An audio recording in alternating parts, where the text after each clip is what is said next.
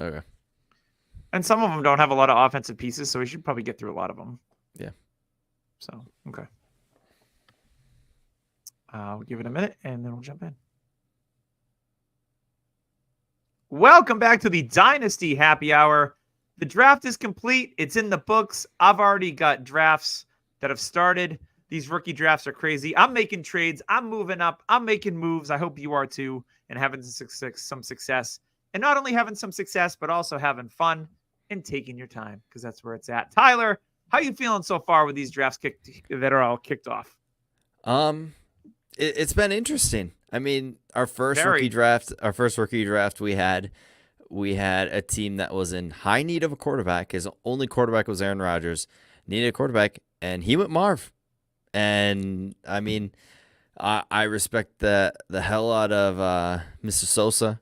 I don't know if you guys know the Dynasty Bros podcasts. They're pretty good. I don't know how many episodes they post lately, but they're pretty busy fellows. They're smart, so I trust in his evaluation. He has just Justin Jefferson, and I mean that team really is poor. Let's just say. So I don't know if he's thinking, hey, lock these two stud receivers up and maybe get a quarterback next year. I was confused, as was everybody else. Rich got Caleb Williams landing right in his lap. Although Rich wanted Harrison. Yep, and Rich instantly posted Pat Mahomes on the trade block because I mean he's got Richardson, Caleb, and Mahomes now. Three like Yeah. elite quarterback, like could be elite quarterbacks. So yeah, it's been interesting. I mean, we'll talk about it a little more. I traded Kyler for Jane Daniels to kind of reset my quarterbacks in the same league. You've had multiple offers and trade backs, and you've been moving and dealing.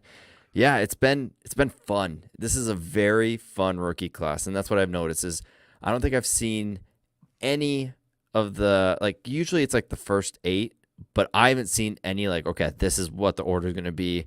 This is chalk. Usually when you hit like out of the top 3, it's wild. And even then, like Neighbor sneaks in the top 3. It's crazy. We'll get into landing spots in the NFL draft, but it's nuts. It's a crazy time of year. I'm in like 7 drafts right now. Yeah, and I can't wait until we get into the second rounds when these tiers become like a big lump to see like who people value more and where they go. So that's going to be super interesting. But yeah, like you said, the consensus top 8 so far is a little all over the place, which is fun. It's a little bit different. Before we get into the draft, I want to give a shout out to Trophy Smack. Make sure you go on trophysmack.com. The best trophies.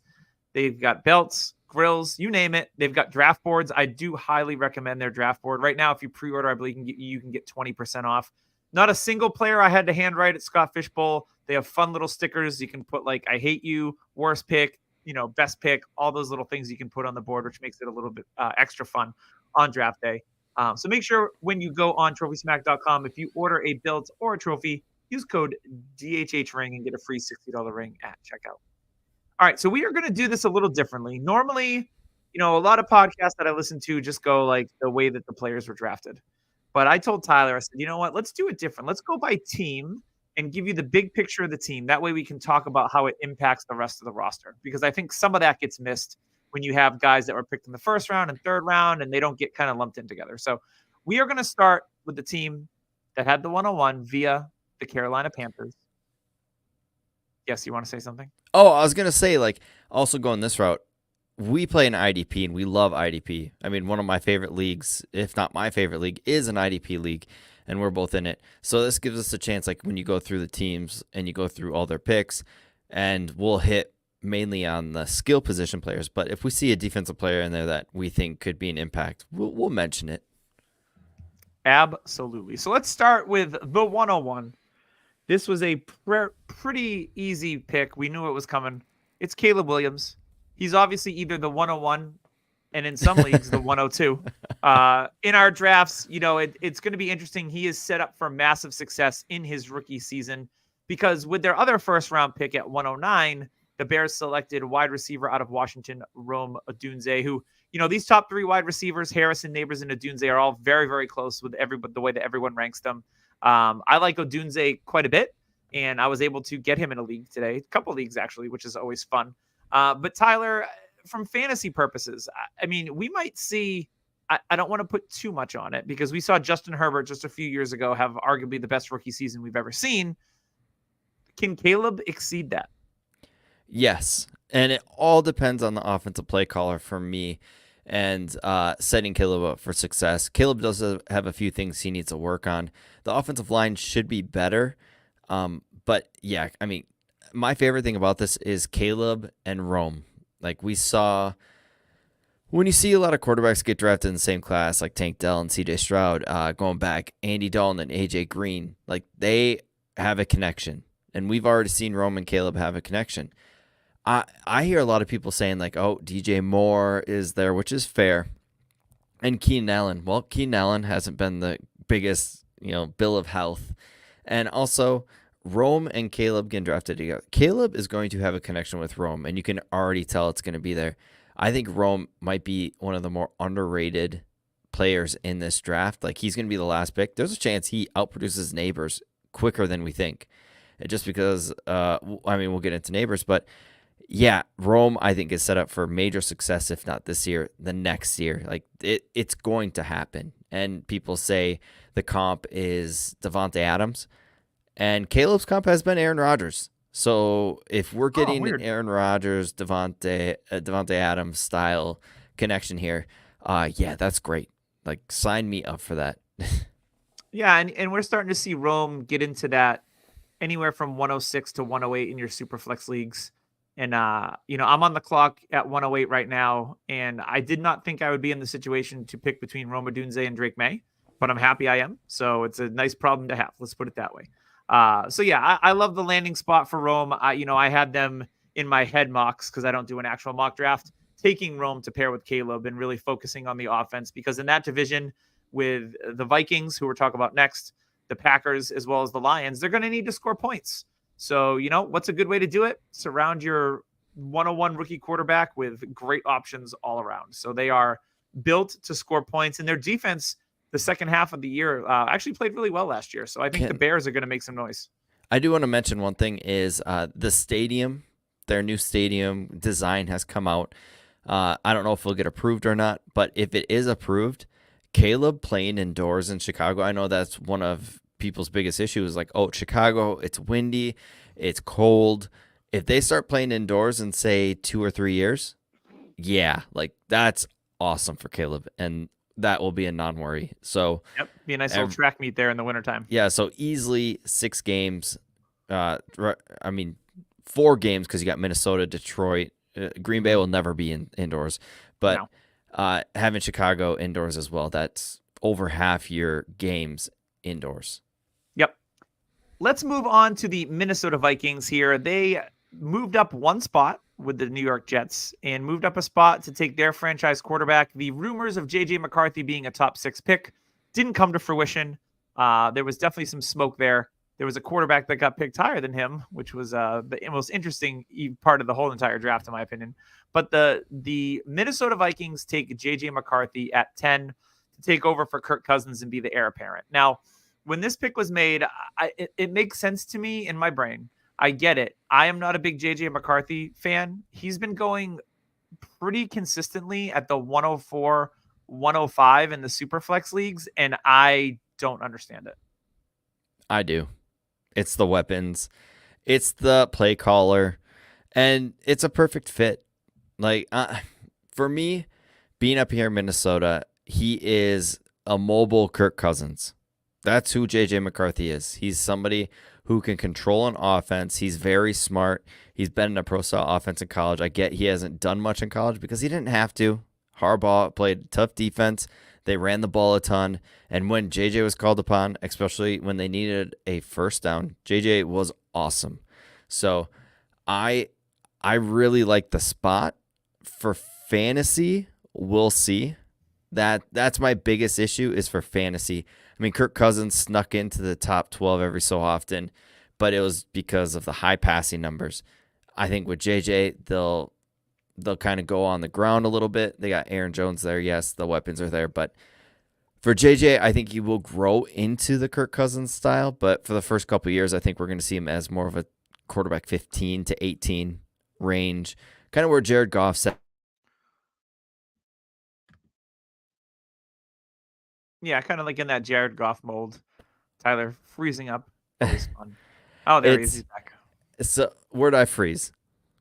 You were talking about Jared Goff mold, Okay, not so because he left his bread out too long on the counter.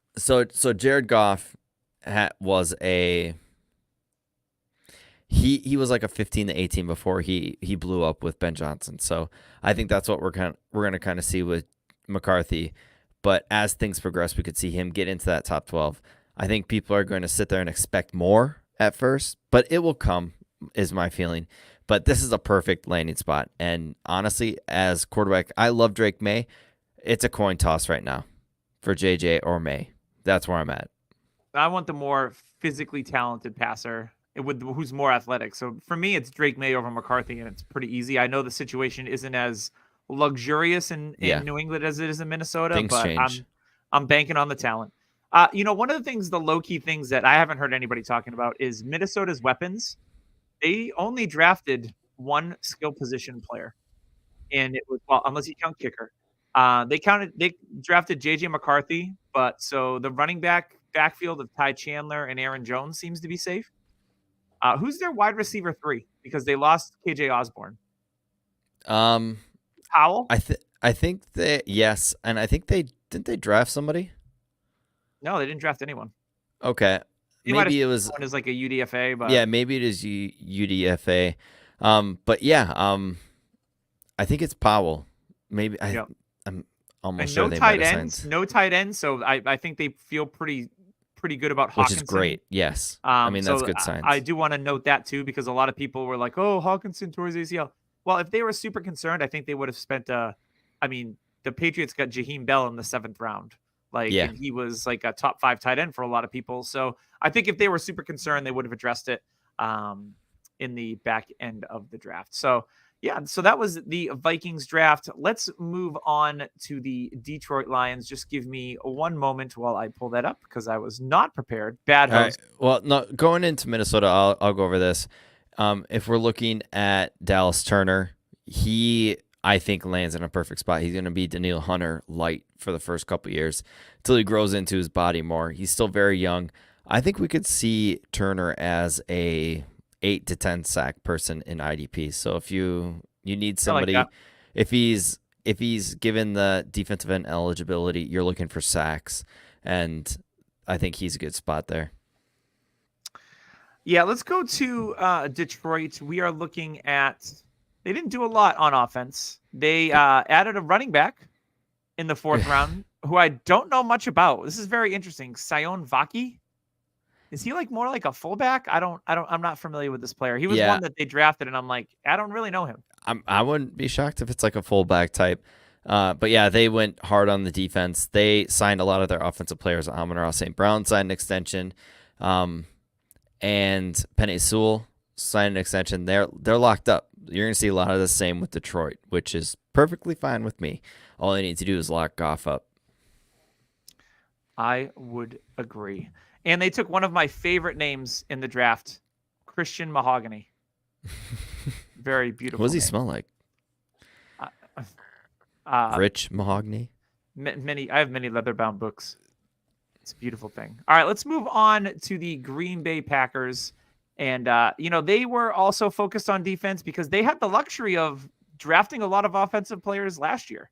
So they didn't really need a lot on offense. But when they did go offense, they went with one of the draft people's favorite running backs, had a great Senior Bowl, has a little bit of ball security. But you know what? Josh Jacobs is really on a series of 1-year deals in the backfield. They brought back A.J. Dillon, yawn. But Tyler, when they drafted Marshawn Lloyd in the 3rd round, he got good draft capital, top 100 draft capital. What were your thoughts on Marshawn Lloyd being added to the Packers backfield? Exactly what I thought was going to happen with these running backs. They're going to land in backup positions and maybe split backfield positions. It sucks. They're going to ride Josh Jacobs as much as they can. Now, once again, Josh Jacobs isn't the picture of health. I could see, him getting a little more involved later with Jacobs getting hurt. So, yeah, Marshawn Lloyd to me is somebody that where would you take him comfortably? I think Marshawn Lloyd in a rookie draft, I would be comfortable. He's a third 'Cause round pick, I right? think, yeah, I think everyone's sleeping on these running backs anyway, so I think there's going to be a ton of value. So I think in the beginning of the third, I would feel super comfortable taking Marshawn Lloyd. Okay. That wouldn't be a problem Yeah, whatsoever. me too. Because once he starts a couple games, if Jacobs goes down, value boost right up, and people be like, "Oh, see, here he is." The issue is he's also 23 years old already, so he's a little long in the tooth for a running back. So, I mean, by the time he gets a starting position, if they do keep Jacobs for the following years, which I could see Jacobs being two years at least. I mean, we're looking at an older running back, so it's unfortunate, but the talent's there, and it's behind a good offensive line now after drafting a bunch and a good offense. 100%. Let's move our establishment over to the NFC East, shall we? Because they had the second pick in the draft. There was rumors all week. Adam Schefter was like, you can buy a Jaden Daniels jersey, you're fine. And then there was rumors that he didn't want to play there. He didn't like the whole group outing thing. And Maybe they he's not a picked him big Top Golf fan. I mean, how could you not be? That's the Yeah, I was question. gonna say, how could that you would not? be a red flag. I'd be like, how do you not like Topgolf, you weirdo? So the Commanders stick with the pick. They take Jaden Daniels at 102. I'm seeing his ADP. He's going anywhere from, it seems, 103, 104 is pretty much where he's locked in our Superflex leagues. You, like you said, traded Kyler. So talk me through that type of process. So when I first got the trade in, my team is in the middle. Last year I'm pick 110, so I was fourth place, and I thought to myself, okay, Kyler, he gets Marv, great upgrade. We've seen Kyler with stud receivers in the past, which seems like forever ago since we've seen Kyler with a good receiver. That was with Kingsbury, different offense. I do like the offense that the Cardinals have now, but they are more of a running attack, and then they do play action. So I haven't seen Kyler in this offense with a great receiver. I do think we'll get into Arizona, so I'm not going to spoil anything. I'm pretty sure everybody knows what they did. But my issue with Kyler is he's 27. He's 5'11". How many years am I going to get of an elite style Kyler player if his running kind of fades a little bit with age? And he's got to depend more on the pass, staying in the pocket. The offensive line is middling, maybe even bottom middle of the NFL. So for me, I was like, oh, I don't know. So I just decided to go with, I chatted with you, and you even said, like, Daniels is interesting and dynamic. Like, the thought of him on your dynasty roster is dynamic. And that was my thought. Like, he's 6'4", 210.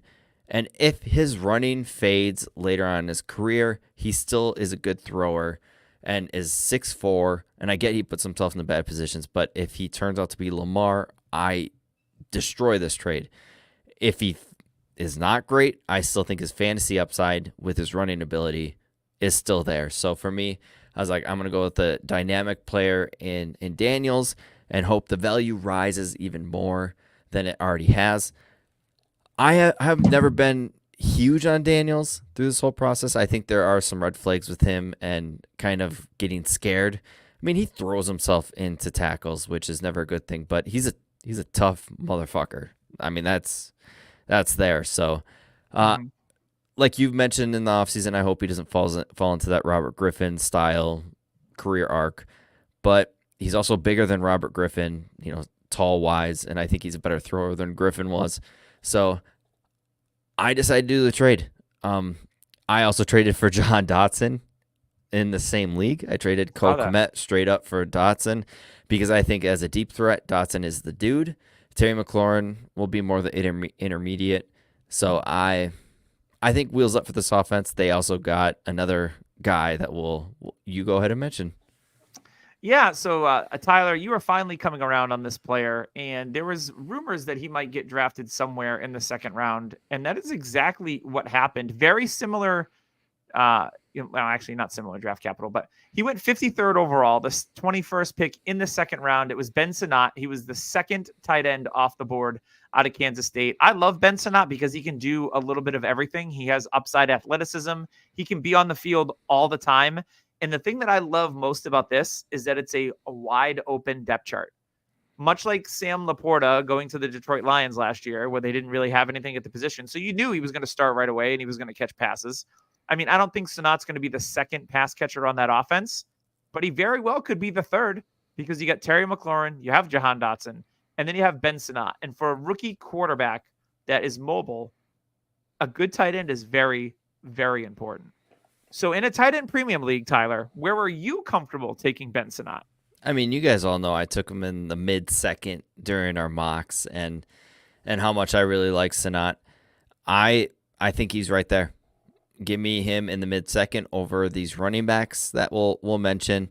I think he's one of those guys that they're going to be like, oh, Zach Ertz is there. Well, no. Like, Daniels is going to grow with Sinnott, just like we've seen, like with Rome and Caleb. I know it's not similar, but Sinnott is a special athlete when it comes to the tight end room. So I think they're going to grow together.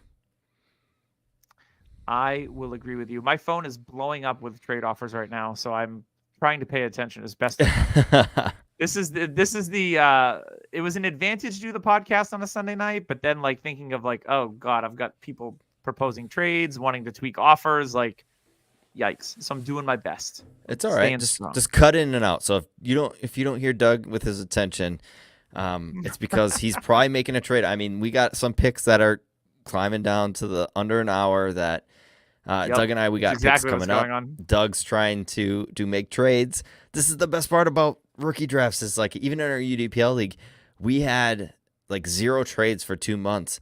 And then we've had, I think, like 8, it feels like 8 trades in the past. I've made like 2 or 3 of them. Yeah. I've made 2 for sure. I'm looking to make another. There's a lot of deals going on. And yeah, I mean, I think everybody that listens to us, Doug, understands. Absolutely. All right, let's get into their next pick. Little bit of a surprise here. The 100th player taken off the board at the end of round 3. Wide receiver Luke McCaffrey out of Rice. Used to be a quarterback. He's only been playing wide receiver for a couple of years. Had an outstanding Senior Bowl week. We all know the last name. Yes, he's Christian's brother. But he looks, for a guy that's only been playing receiver for 2 years, he looks pretty damn good to me. I didn't think he would get round 3 draft capital, so that was a bit of a surprise. But I think that he could go in there and be you can interchange him and Jahan Dotson. Like, I think you can move them outside, inside pretty seamlessly, and Terry stays on the outside. I don't mind this pick at all, and I think he'll end up being a value in especially Superflex rookie drafts. What do you think, Tyler? Yeah, I agree. I think we're going to look at him in the round 3, maybe mid-round 3 for a guy. And I think personally, I'd rather have him than Marshawn Lloyd. I know everybody's going to be like, oh, why? The running back has a chance. Like, McCaffrey got drafted by a new regime with a quarterback that he's going into the season with as a rookie. They could grow together just like Sinnott. So give me that opportunity, especially with a guy who hasn't been playing receiver much. But like I mentioned before on the podcast, like I think he has a pretty good teacher in his father. 100%. Just a crazy athletic family. It's absolutely ridiculous. Ridiculous. All right, let's move on to our next NFC East team, and that is the New York Giants. Rumors that they were looking for a quarterback, but you know what? They decided that they're going to stick with their albatross of a contract quarterback in Daniel Jones and maybe capture the magic of 2022 all over again. And they got an alpha pass catcher, which is exactly what they needed because they had some smaller guys on the roster, Jalen Hyatt, TBD on him. But they went best player available, and I don't blame them here, taking Malik Nabers at the 106 in the NFL draft. Slam dunk. I've seen him go as high as 103, and I just saw him go in one of our drafts at 107, which is nuts. Shocking. Yeah, that's crazy to me. Malik Nabers, personally, like, great landing spot. He's going to get tons of targets. People are sitting there like, oh, Daniel Jones. Like, this offense is going to go around Nabers. It's not going to go around a running game with Saquon anymore. They don't have that. We'll talk about a running back that they picked up that I really like. But this is all about Malik Nabers. He is the show. Kind of when Odell Beckham had old Eli Manning and Odell was the show. This is what we're going to see. Malik could be like a major target hog. We're talking 150 targets year 1. Could rival Marv year 1 with targets. These two are going to just be the offense. So for me, I love Malik Nabers. I actually made a trade in our listener league. I didn't think I was going to get any Malik, so I dealt Puka I love Puka. Yeah, I he's dealt good.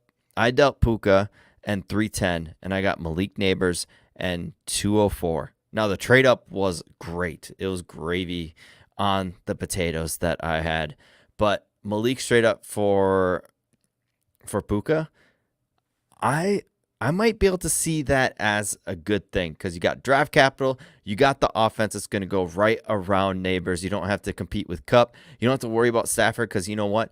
Giants are going to get a quarterback. They will be in the market next year, and I know everybody's like, next year's quarterback class isn't great. We thought there'd only be 2 quarterbacks in this class, and that'd be Drake May and Caleb. And look what happened. We had 6 in the top 12. Yeah, bonkers. So I think we'll be just fine in New York, and he is going to be the offense.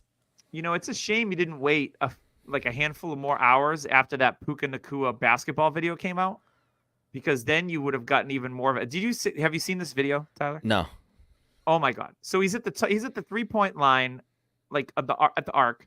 He does this sick crossover move, then dribbles inside, goes up with his left or maybe his right, and then switches hands Jordan style and this hyper athletic lay-in off glass. And I was like, oh my Lord, Puka Nakua, absolute baller. So just go check that video out if you haven't seen it, all you X or Twitter followers. It's amazeballs, and I love it. Yeah, Malik Neighbors, to me, out of any of the wide receiver, I think he has the highest ceiling in this draft. I'm not really concerned about the quarterback play. Brian Dable will get him the ball. I am not worried about that. But Neighbors' explosiveness and yards after the catch ability gives him, I think, the biggest ceiling in this draft class. So if you were able to get him, 107, geez Louise, good job. Let's go to their next pick on the offensive side of the ball. And it was round 4, pick 7, hyper athletic Theo Johnson, tight end out of Penn State. We've all heard the rumblings of Darren Waller might retire. He's getting divorced, apparently. He's been married for a year. He's getting divorced. Wow. You never know with Darren Waller. He's got a history of, he's got some mental health issues. So hopefully he's all good there. Yeah, I agree. But Theo Johnson, they have Daniel Bellinger on the roster, who I've liked for a long time. Maybe he's a late bloomer. I don't know. But Theo Johnson to some was a top 5 tight end in this class, especially after he tested. But guess what? Penn State guys are athletic. Are you buying the Theo Johnson hype out of Penn State? No, I think I'd take the discount on Bellinger. Daniel Jones knows Bellinger, but yeah, I'm not falling for the trap again, Doug. I'm not doing it. You're not going to fall for Gesicki again? Gesicki, we had Freiermuth. Freiermuth hasn't panned out like we all wished. These Penn State tight ends keep fooling us. Yeah, we chase the athleticism at tight end, and that's usually one of my keys to success. Maybe it's just a Penn State thing, although Freiermuth should bounce back. I'm not overly worried. I don't think we're going to see high draft capital for Theo Johnson. I think other tight ends will go sooner. I think everybody in the dynasty industry is smart enough to be like, oh, we're not doing this again. We've done this. Yeah, 100%. Let's get into their next pick, because this was a very interesting one, because they signed Devin Singletary in the offseason. They have Eric Gray, who was a rookie last year. I don't think Matt Breida is there anymore. I think he's a free agent finally. But in round 5, pick 31, 166 overall, this guy was a former receiver for, I think, 4 years and switched over to running back. He's obviously got great hands. He could be the smaller version of Antonio Gibson, but maybe used correctly. And if there's anybody that's going to use someone correctly, I feel that it's Brian Dable. So for me, a rookie that I want to have maybe in the 4th, maybe he makes it to the 5th round in rookie drafts, is Tyrone Tracy Jr., running back out of Purdue. Yeah. Crazy thing is we have that league with some industry people that we draft before the NFL draft. Well, about 4 days before the draft, I picked Tyrone Tracy up in free agency because I'm like, I feel like this guy could get some draft capital. And yeah, it happened. Now the issue is he's 24, but I think he could be like a James White style player. He was a former wide receiver at Iowa. I'm pretty sure it was Iowa, and then transferred to Purdue. It was Iowa, yeah. Yeah, became a running back, and he's still learning the running back aspect of it. But if all he needs to do is catch passes out of the backfield, that's perfectly fine. Now Daniel Jones has shown that he can do that, especially with Saquon. But Tracy's not Saquon. Yeah, as a late round guy, this ain't a bad guy to target because he has ultra athleticism and he's fast. is fast. All right. Speaking of fast, let's see how fast I can switch over to the Dallas Cowboys because I am distracted by my phone because guy's got 15 minutes and I'm trying to get his pick. And let's hope that doesn't get all bundled. So let's go to the Cowboys. They focused mostly on the offensive line, which is great for whatever running back is going to be there. It looks like it's going to be Zeke Elliott and Rico Dowdle, Tyler. There's rumors, or I don't know if they have officially re-signed Zeke yet, but I thought for sure maybe they got flustered when Jonathan Brooks went off the board and they were like, and just decided to pivot and went pretty much offensive line and defense early.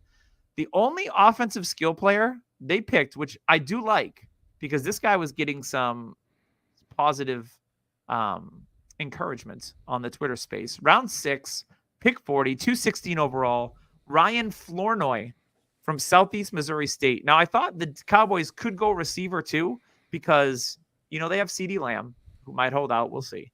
They got rid of Michael Gallup. They have Brandon Cooks. Jalen Tolbert, I think, is a big winner in this draft. And so is Rico Dowdle.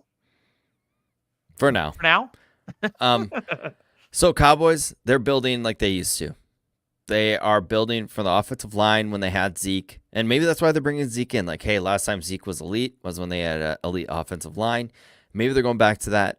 I could see that. Yeah, we saw with Green Bay back in their heyday with McCarthy. It's like, okay, they had multiple weapons, but they had their guys. They had their stud receiver, their stud quarterback. They had a decent tight end. But they targeted their main playmakers, and I think that's kind of the route they're going to go to. CeeDee's a huge winner. Like, he's going to get his targets again. Dak, I think, is fine because he's got a better offensive line. Like, it's way better than what it used to be. And with the running back, like, I get everybody wanting to draft running back. Next year's class of running back is going to be way better. Like, we're talking like 5 deep. So maybe Dallas is waiting until next year. Now, rumor has it, like, apparently Jerry went on TV and was like, Jonathan Brooks was one of the best interviews I ever had as a GM and owner. He showed his cards. He showed his cards. And right before Dallas picked, Carolina traded up. I mean, spoiler, and took Jonathan. Just like when they got sniped, they needed a tight end so bad, and the Eagles got Dallas Goedert. Yes, 100%. Like that, Jerry has been awful at this. He's been so bad at kind of hiding what he wants to do. Everybody knew they wanted Jonathan Brooks. Every single person, even in us folks in Dynasty, knew they wanted Jonathan Brooks, and yet he didn't hide it, and it bit him in the ass. So yeah, for running backs, like this team is more the same. I think with the offensive line, what it is now, it's smart because you got to build within the trenches in this division. Otherwise, you're not going to win. And they need to get back to that because that offensive line was fading very fast, especially with Tyron Smith falling off and he's on a different team. They needed to make major changes on this offensive line. So I actually liked what they did. 100%. And I finally got that trade done. Tyler, you're going to hate me. It's okay. It's fine. All right, that's fine. It's fine. Everything's fine. Let's go to the Philadelphia Eagles, who, in my opinion, Howie does it every year, not necessarily from a fantasy perspective, but they had a really good draft, especially getting Quinyon Mitchell and Cooper DeJean in the first 2 rounds. Just a good job. And Jeremiah Trotter later, who I thought was a good pick. Let's get to their skill players because they had some interesting ones. In round 4, pick 27, 127 overall. I know you love this guy. Clemson running back Will Shipley. Decent draft capital. Do you think that – I know they got Kenny Gainwell still there. I think Boston Scott's still there, whatever. They obviously signed Saquon Barkley. What do you think Shipley's upside is? I think it's capped unless Barkley gets hurt. Barkley is going to be the offense. And, I mean, we saw it with Miles Sanders. Yeah, they subbed him in and out, but Miles Sanders was the guy. Like, they want to stick to one running back. And how he never pays for a running back and the fact that he did, I think he's just going to be like, all right, Saquon, this is your backfield. This is all you. So, yeah, I think Shipley is capped until, like, I don't want it to happen. A Saquon injury happens. But, yeah, it's Saquon for sure. So this could actually drop his value, which I would be snagging up. Yep. And then they went with in round 5 because there was a lot of rumors that they were going to draft a receiver early, and they didn't. They 5th-round pick. They've obviously got a lot of money tied up in A.J. Brown now and Devontae Smith. Devontae Parker was signed in the offseason. Yawn. But Anaya Smith, I know a lot of people liked out of Texas A&M. What were your thoughts on that pick, Tyler? Do you think he could be like their wide receiver 3 of the future?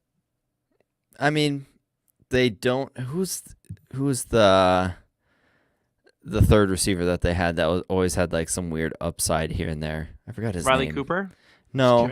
Quez Watkins. Yes, Quez Watkins. Yeah. He could be Riley a poor Cooper. man's him, but I think we're gonna see ultra targeted to AJ Brown, Devonta Smith, and Yeah. hopefully not Dallas Goddard, but Maybe probably not. Dallas Goddard. But Saquon's gonna get his too. I think this Oh, for offense. sure. I mean, they hit the offensive line. They just signed Mekhi Becton to a deal, which you know what's gonna happen. He's gonna blow up, and he's gonna be great. He's Yeah. gonna be 100%. great.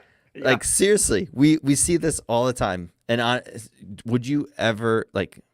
So Lane Johnson at the end of his career, could you see Mekhi Becton just literally filling his shoes and being great? Like I think everybody very well could be. everybody probably thinks that too. Like, oh great, like they got a bookend tackle for the next 5 to 6 years because they know what to do. Yeah, it's definitely it. I think the Eagles definitely took a step up, and with Hurts, with the better offensive line, hopefully, or maybe just standing pat because they lost Kelsey, and yeah, I think this team will be better. I mean, they fell off at the end of the year, so I think that's a main focus is kind of just sticking to the norm, getting that offensive line figured out, and playing better defense. 100%. Last but not least, I was sad not only because the draft capital wasn't great, but he also went to a team where he's now going to be absolutely buried on the depth chart, and that's Johnny Wilson, the 6'6" wide receiver from Florida State. To me, like beforehand, he might have been like take a flyer on him in the 4th round of a rookie draft. To me now, like you take a flyer on the 5th or a UDFA. Yeah. Speaking of slot, yeah, this is a perfect slot receiver for this team. Just so? a big slot. Why not? Or you throw him on the outside and you throw in these other 2 guys on the inside. I'm not as optimistic. Yeah. It landed with a team that has a good quarterback and can get him the ball and will probably utilize him the best way possible. So I think this is a best case situation for him because I think we all knew he's going to be a day 3 pick. Yeah, I think that's probably fair. It makes me sad though, but that's okay. I will be all right. All right, where do you want to go next? Do you want to go to the west or to the Let's south? get it over with. You want to go to the south? Yes, let's just get this pain over with. All right, let's start with, well, I guess we'll start. Yeah, we'll start here. We'll start at the Cardinals. I mean, the Falcons, rather, because I know it's going to hurt you. So the shocker of the draft, maybe of all time, other than the Saints trading their whole draft for Ricky Williams. And it's funny. So I'll set the scene. We're at Buffalo Wild Wings in Rochester, New York. There's about 12 of us. And before the picks are made, like we like to predict who's going to get picked. And, you know, I didn't expect the draft to be so chalky with no trades in the beginning. So the Falcons are up, and I'm thinking they're going to go a defensive player. I see the pick is in. They didn't trade out. And I was like, okay, they're going to go defense. They have a guy, either it's Latu or Turner, that they like. And that's kind of what the buzz is. And before the pick comes in, you know, they come up to the podium. I go, Michael Penix Jr., just joking. So they pick Michael Penix Jr., and everyone looks at me like I'm an NFL insider. And I'm like, I was just kidding. I have witnesses. So this is a factual take as to what happened. I could not believe it. I said it so tongue in cheek. And then they draft Michael Penix Jr. And I was like, what are you doing? What? This is your team, Tyler. I've heard people try to justify it as like, oh, Kirk for 2 years. It's hard to find the next quarterback. Might as well have him there. That logic makes sense to me. But if you have 108, you couldn't have traded down a few spots? That, no. Because Raiders were trying desperately to move up for him. There was a couple other teams, apparently, like Seattle, trying to move up in the top 10 for Penix. So they personally probably knew Penix was out of their hands if they didn't get him. The only way I can justify this is that they have been hurt so much by these quarterbacks not working. Like backup Desmond Ritter, like they lived that. They have lived through the Desmond Ritter experience. And the Frozen Tyler on the podcast. Oh, he's back. He's back. All right, where did I end? Desmond Ritter. Yes, they lived through the Desmond Ritter experience, which was awful. Yes, they lived through that. God awful. The only way I can justify this is that they were comfortable signing Cousins to technically a 2-year deal, but I've heard rumors they can get out at year 1. Interesting. The only way I could see this is that they don't want to be in quarterback hell after Cousins. They don't want to be in that position because in their eyes, apparently they saw themselves as a 20 to 32 drafting team for the next foregone future. So they decided, let's get a quarterback that they actually said threw like Matt Stafford. They personally went to, like, they didn't spend much time with him, but when they did, his arm, they said, was so live that it was like Matt Stafford. So They were like, hey, in this offense, let's just not worry about quarterback ever. Let's not have to worry about trading up. Let's not have to worry about, signing big money again. Let's just get it over with here. Now, with 2 years, say Cousins does say 2 years, they have 3 more years, including the 5th year, that they can have Penix on a cheaper deal. Mm-hmm. Penix, yes, he's going to be 24 soon, but a quarterback like him can play into 38. So you're looking at 10 to 12 years if he pans out with a quarterback that you took in the first round. That's their mentality, which I get. Because as an Atlanta fan, there's nothing worse than not having a quarterback. Doug, you probably know that. After Brady, Mac Jones. Well aware. Yeah. Cam Newton and Mac Jones experiment. So if you are that high on a guy, I get it. Like Raheem Morris, people are like, what about defense? Raheem Morris did a lot with LA with scrubs than we ever thought he would do. He did great with guys, and they're like, oh, what about a 3 technique like Aaron Donald? They need that guy. Grady Jarrett is literally Aaron Donald, poor man Aaron Donald. That's Grady Jarrett. He's just coming off an ACL. They paid him. They needed outside pressure, and I think Dallas Turner or Latu would have been a smart choice. But I think with their priorities, like, hey, quarterback is an elite premier position. They need. Yeah, and they went defense for the next 4 rounds after that. Yes, and they overpicked on defense. They definitely. But they did get a great name guy in Rook. Yes, who apparently is he's definitely a day 3 guy. They reached around for him, but they also traded a 3rd round pick for him as well to go up and get him. So Atlanta made some interesting choices. I get the Penix pick, and honestly, it makes me feel warm and comfy inside knowing that they have a quarterback if Cousins doesn't produce or is not great, because I do think Penix has one of the better is a better thrower in this class. Like, he is an elite thrower. So where do you think Penix falls in Superflex leagues? I think he falls to the early 2nd. If you are comfortable with taking him in the late 1st, I think that's fine, because a top 10 quarterback pick, Dynasty Nerds has hit this a lot. This weekend, I've listened to all their podcasts. A 77% chance of Penix hitting because he's a top 10 quarterback drafted. That's where we're at. And it drops off after that. It gets down to 50% so now. We'll talk about the other quarterback that was drafted in the top 12. But yeah, like Penix as a top 10 quarterback, the hit rate on those are pretty good. Even Zach Wilson got multiple years, and Zach Wilson was ungood. So Penix, you're gonna have to wait. And Cousins, they are in a good position. If Penix doesn't play, it's because Cousins is playing good. If Penix does play, it's because they have that security blanket. Yes, it was very early. They weren't going to get Penix if they didn't take him at 8. We can all hate on the Falcons, but if Penix hits, we're all going to be like, wow, okay, maybe they might be smart. Move. Just like Green Bay with Love. Yeah. Now, does the savvy dynasty owner with the Falcons taking Penix seek to get Cousins at a discount to be their QB2? Yeah. Yeah. And I mean, it's Achilles thing. Doug, you mentioned it. It's on his push foot. and that's where you're getting a lot of explosive It could from. sap a lot of your power. And like Aaron Rodgers, we're not crazy worried because it's on his plant foot, but Cousins, it's opposite. So we're gonna see which one's affected more. Yep, 100%. Some of the other moves they made, like I said, they focused mainly on defense for the next 4 rounds. But in round 6, 186th overall, running back Jace McClellan out of Alabama. We already know Bijan's there. They also have Tyler Algier. No more Cordero Patterson to gum up the works. This is a good depth piece. Jace, I didn't think he was good. I didn't think he was bad. I mean, he went to Alabama, so some people that might, perk their ears a little bit because he's probably highly recruited. But what do you think about Jace McClellan here? I don't think anything. Fair. Same. And I'm the same thing on Casey Washington in round 6.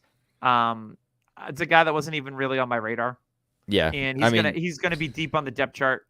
If anything, this draft was really good for your Kyle Pitts, Drake London, Rondale Moore, and if cousin gets hurt or he's not good, like they've got another guy. Like you're not worried about, if they need to play their backup quarterback, the drop off is real. You don't have to worry about that with Atlanta. So here you go. There's I'm looking at an optimistic view for sure.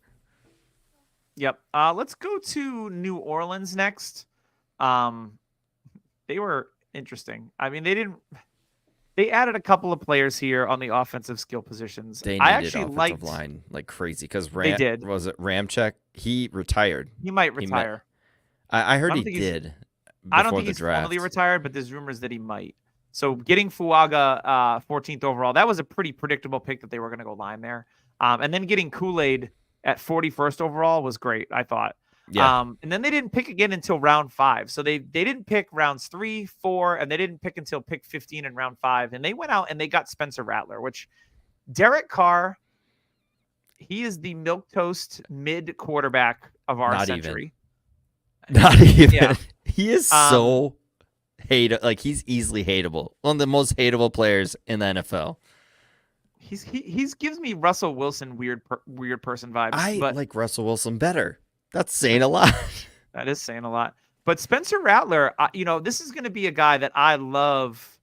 He might be my Sam Howell this year, like end of the 3rd round, early 4th. That I'm just like, yeah, I'll grab him and put him on my taxi. Yeah, I'm all about it. I love Rattler. I hate the team. Yep. Like I'm the one team I hate most in the NFL is the Saints, easily. And it's because Falcons and Saints have a rivalry, but it's just because of the Bounty Gate situation with Minnesota. There's a lot that goes into it, but Rattler I think is a great pick. He's going to be thrown in the dome. I think right off the bat he's a better thrower than Derek Carr. And he has a lot of starts under his belt. So we could actually be looking at a Sam Howell type position here where we could see it midway through the season because Derek Carr is just so bad. And, a lot of positional players, this helps out. Kendre Miller, this is a plus for him. They didn't take anybody. And the offensive line got better. Kamara even tweeted out like, hey, here we are. Let's beat this offensive line up. So, I think if you're looking at players for them, like Rashid Shaheed, this is good for. Olave, this is good for. And, What do you think about Bub Means?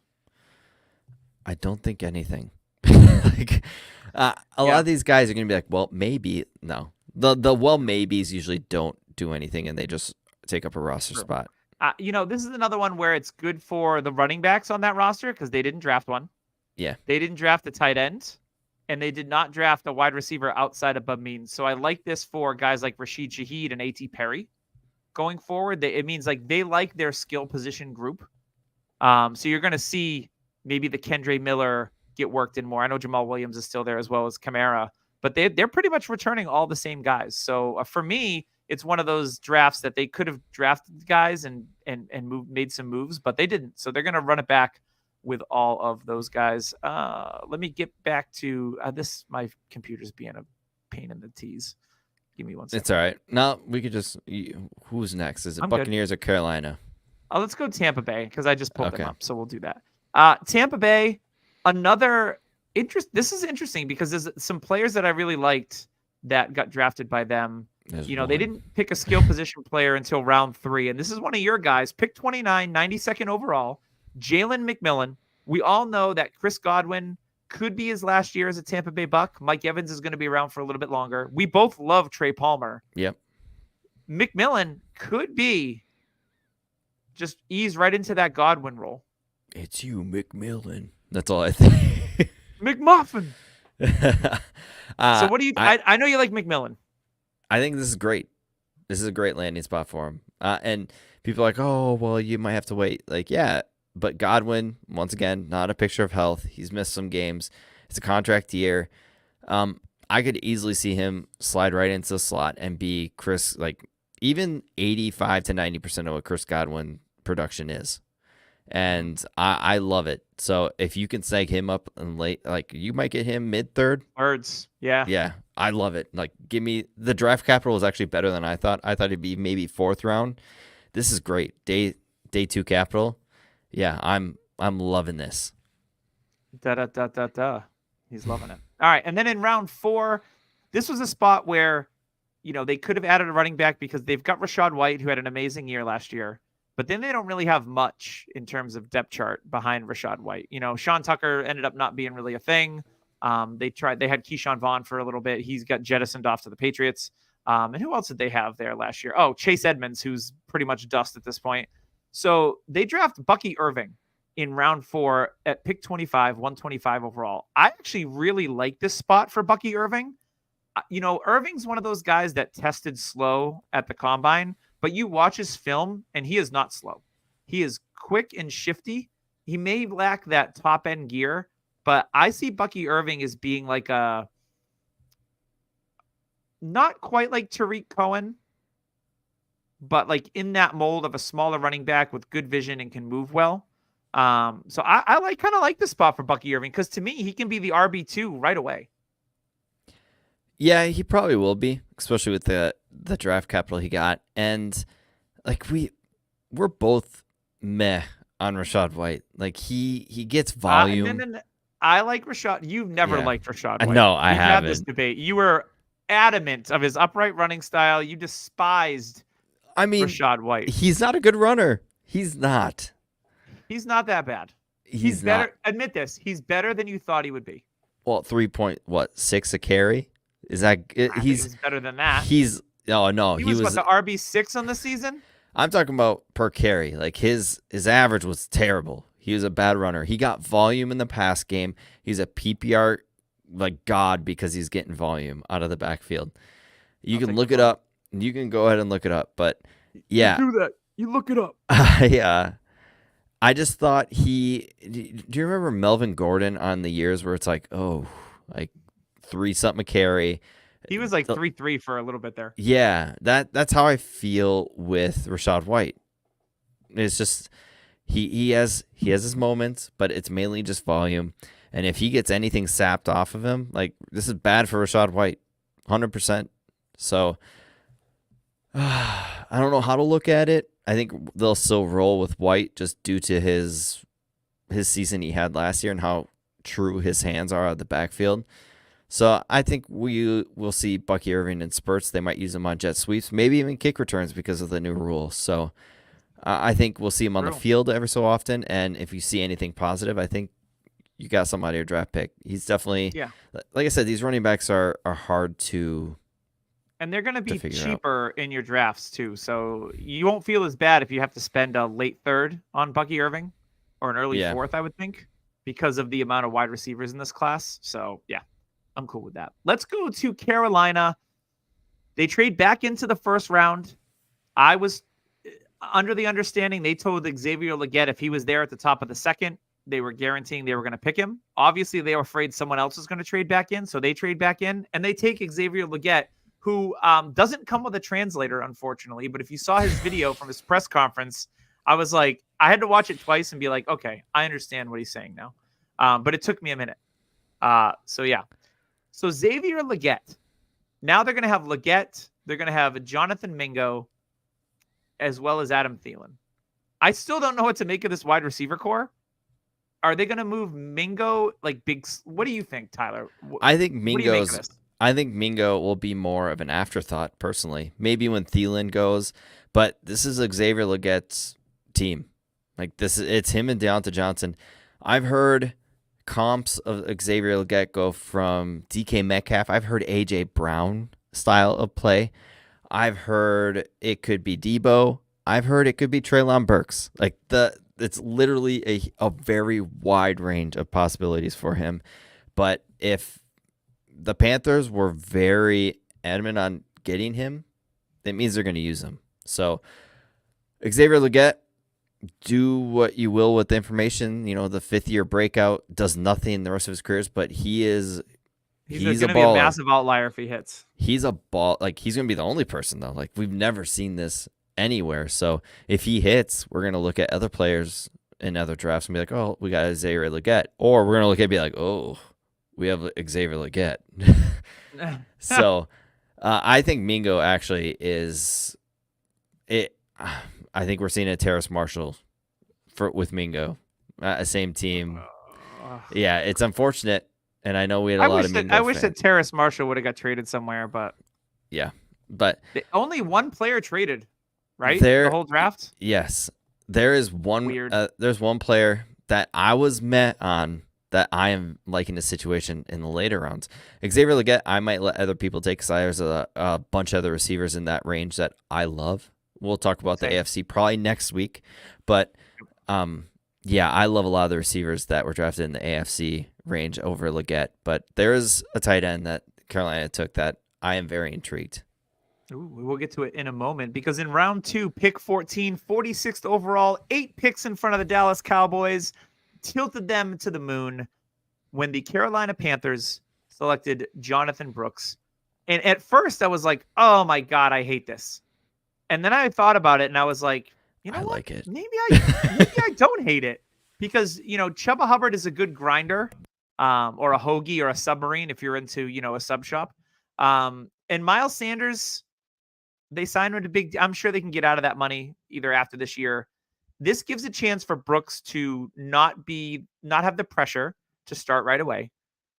But once he's healthy, he should own this backfield. Yeah, 100%. Like, this is Jonathan Brooks' backfield, personally. Apparently he can come back in July, which is great. And if so, I think we're going to see him easily be like, we haven't seen a running back like this since CMC. And with Dave Canales, we just saw him make Rachaad White a PPR machine. So why not Jonathan Brooks? I know everybody's poo-pooing the team. And Hubbard and Sanders, not great pass catchers out of the backfield. Also, you know who Bryce Young had in the backfield in his college days? Take a guess. Jahmyr Gibbs. Yes, thank you. Hey! Who is very good out of the backfield. Jonathan Brooks is a Jahmyr Gibbs style player. So I think we're not even looking at just Brooks as a good landing spot and Xavier Legette wheels up. Bryce Young. Here we go. Yes. This is your opportunity. This is his opportunity. I was going to say, the thing I like about the Brooks signing too is they invested a lot of money into that offensive line. So they want to keep Bryce protected, and Jonathan Brooks is going to run behind some maulers up front.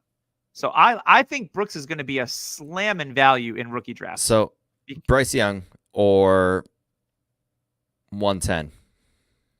Oh, Bryce Young. Yeah, I think we're looking at that. His value definitely shot up. Like, this always happens every year. It happened with Zach Wilson too, but I think with Bryce Young, we're looking at a legitimate, probably value rise going into the next season. Yeah, and look at all the things they've done. They hire Canales. They both bulk up the offensive line. They draft him 3 weapons in the first 4 rounds because they added Jatavian Sanders at the very top of day 3. He was the 101st overall pick, and a lot of people love Jatavian. He was everyone's clear-cut tight end too until he wasn't as athletic as we thought. I heard that somewhere. Mark Andrews was that guy. Yeah, but again, look at the tape. You can't tell me he's slow.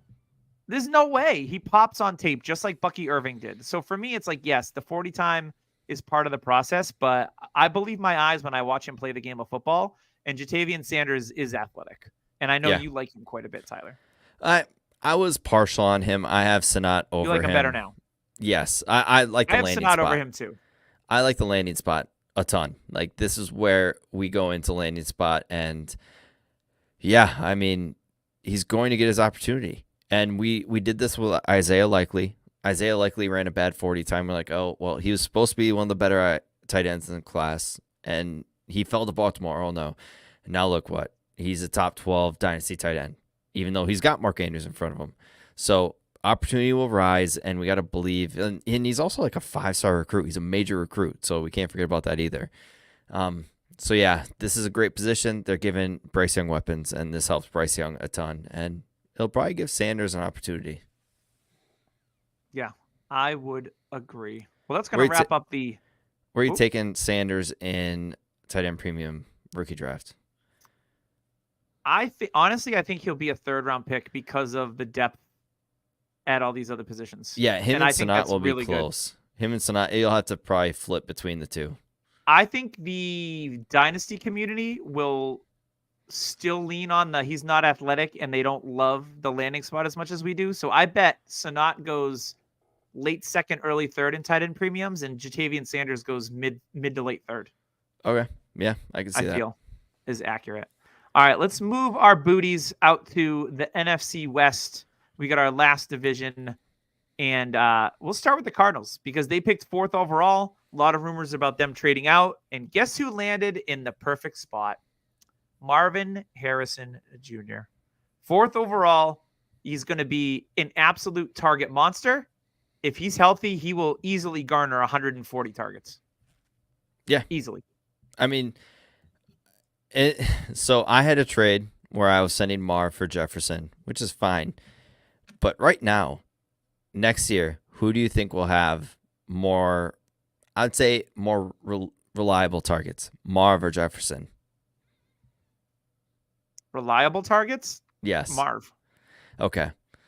And I was listening to a redraft podcast, I think yesterday, and they were talking about Marv versus Jefferson, and that Marv could already be a top 5 redraft pick in just PPR single quarterback leagues just due to the volume he'll probably see, because they didn't worry about the other side of the offense. It's Michael Wilson and it's Marv as a starting receiver. So, I mean, Trey McBride is their number 2. Like, that's wheels up for McBride too, who is my tight end 2 or 3. So yeah, Marv, I think we're going to see him easily top 5 dynasty wide receiver. And it starts now, like today. Today. This draft for the Cardinals was also good for the other pass catchers, like I said, McBride, Michael Wilson, and heck, even Greg the Human Dortch. They love him. Is safe. they only drafted a wide receiver I had never heard of out of UAB, Tawan Palmer. I don't know anything about him, but he was a 6th-round pick. But yeah, the Cardinals patch catchers are pretty much set in stone unless they make another move, and I don't know that they do. So let's move on to the next move, and I love this move. And this guy might slide a little bit in rookie drafts because everybody wants the thing that's going to pay off now. And the Cardinals at the very top of round 3, pick 66, 2nd overall pick in round 3, drafted my guy out of Florida State, Trey Benson, to be the heir apparent to James Conner. The only thing they had in the backfield was, DeMarcado, and they had Michael Carter, who I've liked for a while. But this is going to be Trey Benson's backfield as early as a James Conner injury or as early as next season. Yeah, it will be interesting to see with Conner. I think Conner will be the main back. But yeah, if there's an injury, Palmer can just slide right in. He could be the next guy up. Yeah, the thing about Benson is that you look at athleticism at Trey McBride, athleticism with Marvin Harrison, athleticism with Kyler Murray, athleticism with Benson. This could be a very, very fun offense in the next year or two. Maybe even this year. I don't think they're going to make a huge jump, but they should be much, much better than they were the year before. The only other notable player and he's not even that notable, but a lot of people love this kid. They drafted him in the 3rd round, pick 18, 82 overall. Tip Ryman. Just the Tip Ryman. I'm not worried about Trey McBride at all. This guy is just like a grinder who will block and do everything you need him. He's like the Harrison Bryant or Austin Hooper that'll just grind out there and be on the field when you need a 2 tight end set. Yeah, I agree. Cool. All right, enough about the Tip Ryman talk. Let's get to who do you want to talk about next? NFC West. You want to go Rams? Let's do it. Let's do Rams. All right, let's go to the Rams, who made one of my favorite picks in the draft, and it wasn't fantasy related. It was trading up to get Brandon Fisk from Florida State and then reuniting him with Jared Verse. If there is a replacement for Aaron Donald, and I'm not going to put this on Braden Fisk, that he's the next Aaron Donald, but we talked about Grady Jarrett being Aaron Donald, like, riff shop Aaron Donald. Braden Fisk is an animal, and he will replace Aaron Donald at least 50%. He's a 10-sack guy, I think, in the league, especially paired with his old teammate, Jared Verse. They already work well together. Love what the Rams did in the first 2 rounds. And I also low-key love what they did in round 3. I know you Kyren Williams owners are going to be like, I don't love this. But they drafted Blake Corum 83rd overall. I believe he was the 3rd running back off the board, Tyler. I think so, yeah.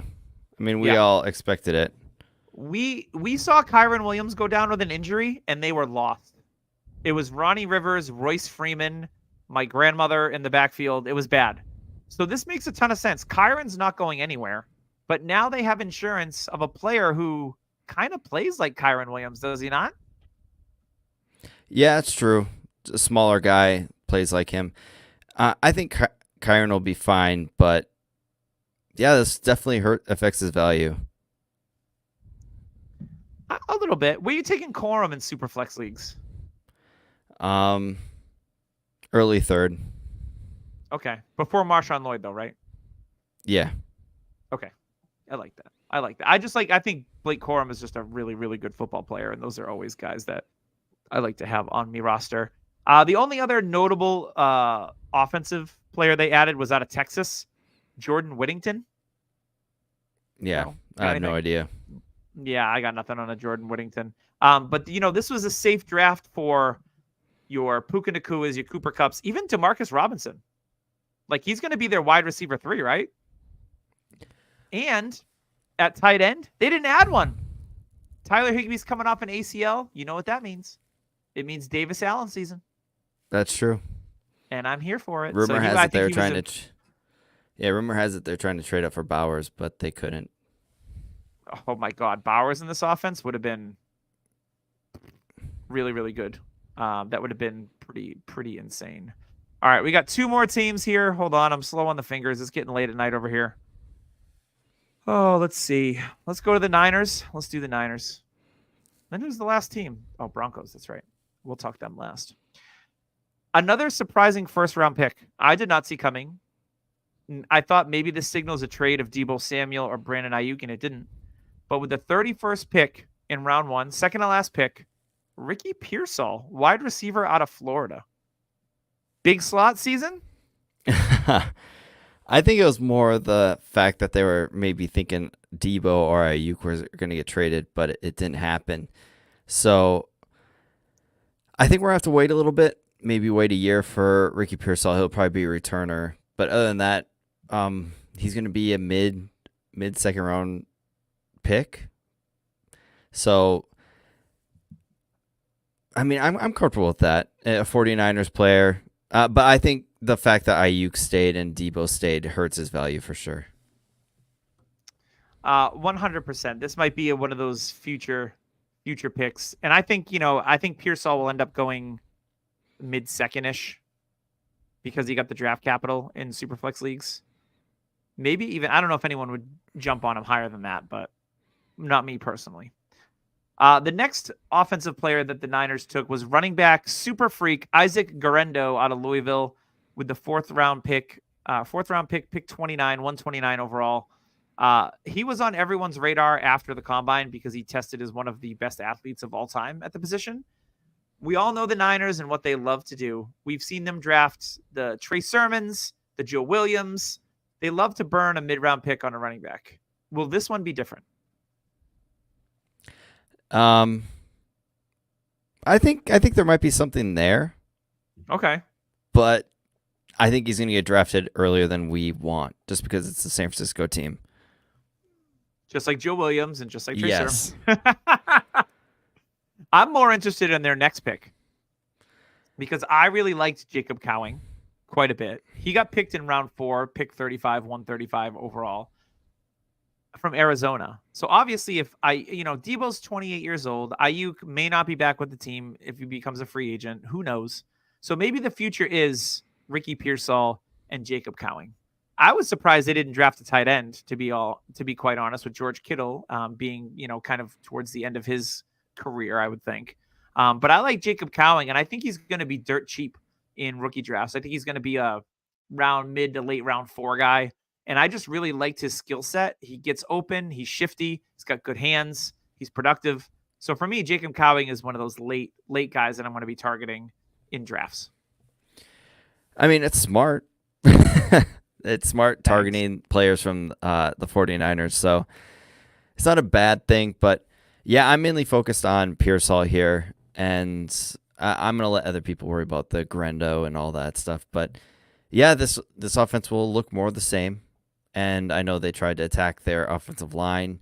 Didn't they trade? Yeah, the offensive line pick. So the Chiefs traded for the Bills pick to get one of their players, and they traded with the 49ers pick to get elite athletic offensive linemen. So the Chiefs got 2 players from kind of rivals. That was a big hit on this draft. So, yeah, 49ers, Ricky Pearsall. I know a lot of people like him. Elite route runner. A little older, but fits right Very into tough this run offense. in the middle. Yeah. Yes. Seattle's not going to take us much time. No. Because they only drafted one skill position player on offense, and it was tight end AJ Barner, who wasn't really on my radar, out of Michigan. They just re-signed Noah Fant. Will Disley's finally gone. So for me, DK, Tyler Lockett, JSN, this offense with Walker and Charbonnet, they didn't even draft a quarterback late as a developmental guy. So they're pretty much running it back here, Tyler, and they're focusing on defense. You have so much to contribute about the Seahawks. I'm assuming you're... Oh, there he is. He's back. So the Seahawks, to me, it was all about defense. They hit offense a lot last year with JSN and Charbonnet, and they got those tackles and offensive line. I think they're just getting within the trenches. That's what they want to hit on, and I think they did that. So Seahawks, the defense will be much better. The offense will be running the ball, and Geno and Sam Howell hopefully will be the main focus. That's what you can kind of look at. They drafted Sam Howell in the 4th because they gave up a 4th rounder. Yeah, so I dig it. That's going to wrap it up for the NFC side of the house of the NFL draft, and we'll get back to you with the AFC. Tyler, any final words before we get on out of here? No, it's been a fun draft. We've been out of focus in this draft because we got so many rookie drafts going on. I know I'm on the clock in the league. I got sniped on Brock Bowers, but it's okay. There's plenty other players that I can go snag up. Yeah, it's been a fun rookie draft cycle, and until next week, until we hit the AFC. Yeah, buddy. We'll see you next week on the Dynasty Happy Hour.